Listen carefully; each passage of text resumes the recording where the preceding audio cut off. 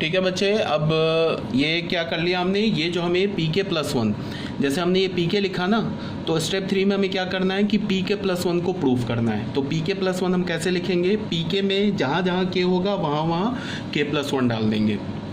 तो यहाँ पे पी के में यहाँ पे के था, यहाँ पे के प्लस वन डाल दिया, यहाँ के यहाँ के यहाँ के सबकी जगह हमने के प्लस वन डाल दिया।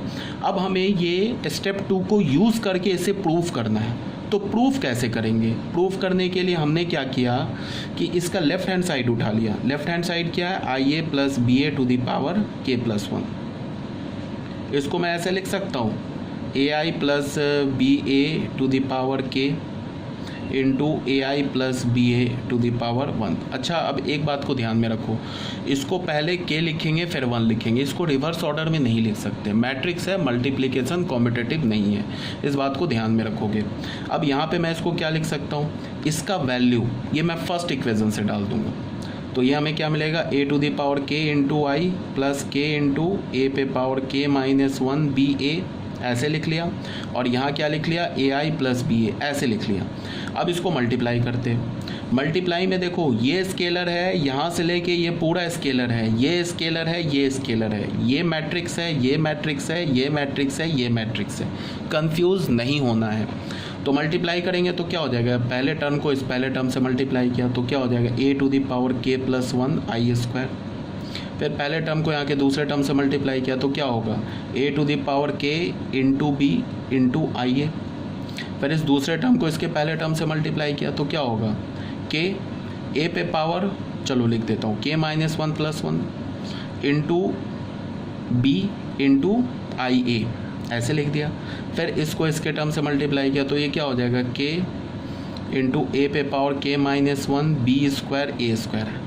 अच्छा बच्चा, अब यहाँ ध्यान दो, ये जो ए स्क्वायर है ना, ये तो पूरा स्केलर है ना, ये जो ए स्क्वायर है ये एक नल मैट्रिक्स है। क्यों नल मैट्रिक्स है वो देख लो। ए हमारे पास क्या गिवन है, ए गिवन है 0 1 0 0, तो यहाँ से तुम ए स्क्वायर निकालो। ए स्क्वायर क्या होगा, 0 1 0 0, ये हो जाएगा 0 1 0 0, इसको मल्टीप्लाई कर लो, ये आ जाएगा 0 0 0 0। तो ये क्या हो जाएगा, नल मैट्रिक्स। तो यहाँ पे जब तुम नल मैट्रिक्स डालोगे तो ये क्या हो जाएगा, स्केलर इंटू नल, तो ये पूरा नल मैट्रिक्स हो जाएगा। तो ये पूरा जो टर्म है हमारा पिक्चर से गायब हो जाएगा, मतलब ये कुछ लिखा ही नहीं है, ये नल मैट्रिक्स हो गया। तो हमें क्या मिला, A I plus B A to the power K plus one, हमें क्या मिल गया। यहाँ से देखो, इसको हम क्या लिख सकते हैं, ए to the power K plus one, I square को आई लिख सकते हैं। इसमें और इसमें क्या कॉमन है, इसको पहले एक बार लिख लेते हैं। इसको लिखा ए to the power K into B into I A plus के इंटू ए पे power K into B into I A, ऐसे लिख लिया। तो अगर तुम ध्यान से देखोगे तो ए टू द पावर के बी आई ए, ये पूरा टर्म ही कॉमन है, ठीक है ना। तो इसको हमने लिख लिया ए पे power K plus one into I plus A to the power K into B into I, हमने ऐसे लिख लिया, ठीक है।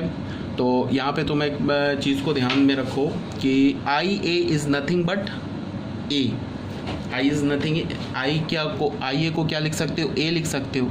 तो इस पूरे को हमने यहाँ पे कॉमन ले लिया, तो ये क्या बच जाएगा, यहाँ पे वन, यहाँ पे क्या बच जाएगा,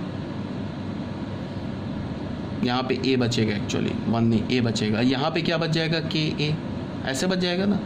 आ रही है बात समझ में, क्या किया मैंने, यहाँ पे देखो क्या किया, आई ए को ए बोल दिया, यहाँ भी आई ए को ए बोल दिया, फिर कॉमन क्या ले लिया, ए to the power K into B common ले लिया। तो यहाँ क्या बचा, ए, यहाँ क्या बचा, के इंटू ए, ठीक है।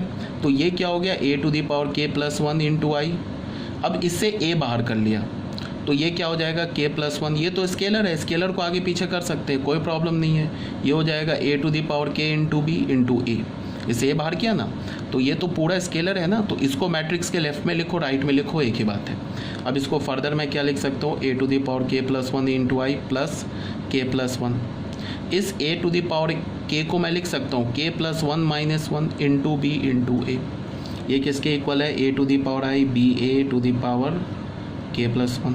देख लो, इसको देख लो और इसको देख लो, जो हमें प्रूफ करना है, प्रूफ क्या करना है, ये प्रूफ करना है, इसको देख लो, दोनों एक ही बात लिखा हुआ है। तो यहाँ पे हमें क्या बोलेंगे, hence by P M I, hence by P M I P N is true